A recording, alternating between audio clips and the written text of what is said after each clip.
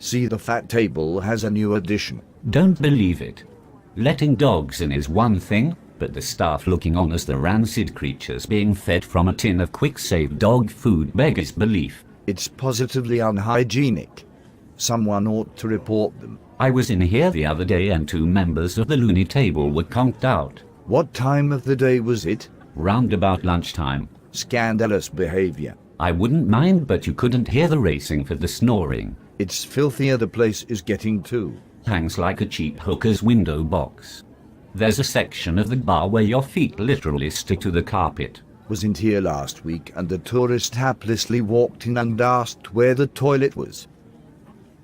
Barman said you are standing in it. He wasn't being sarcastic either. Sure, take one look around. I was handed a pint of lager the other night and couldn't see the head for the lipstick marks. You brought it back and exchanged it for another. The barmaid swiped it from me, if that's what you mean, and emptied it into a slightly less filthy glass. Outrageous behavior. I barely got a cursory glance from the women and sweet Fanny Adams in terms of an apology. Alice Dare Talk a Lot was standing in the corner the other night singing aloud to his heart's content, and nobody other than me seemed to be aware of this.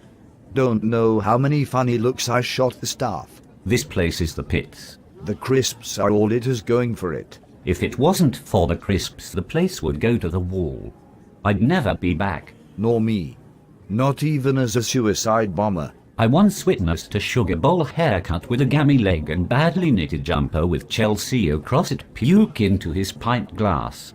He looked sheepishly about, and when he thought no one was looking, he set about lowering it. There are chimps in Edinburgh Zoo that sit all day with their finger up their backside that have better social graces. And the graffiti in the toilet is verging on the satanical. God has undoubtedly forsaken this hovel. When he cast old Nick out of heaven, this is the first place the queer fella came for a pint. And left after a minute.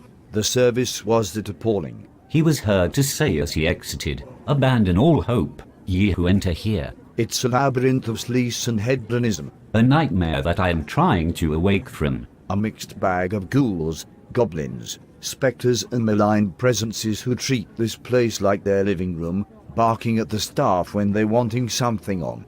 EastEnders, Deal or No Deal, and other utter tripe. I was passing the Eat Their Young table yesterday when a teenage imbecile of no more than 15 with Charlotte daubed on his neck in Indian ink let rip some flatulence that was worse than hell's sewer. The sovereign ring table has a cloud of BO that permanently sits above it, and the girl whose hair is that greasy SO ought to apply for drilling rights. Yes, if it wasn't for the crisps, the ground would be welcome to open up and swallow this place whole.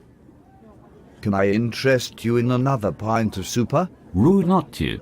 And get us a wee brandy and a packet of cheese and onion.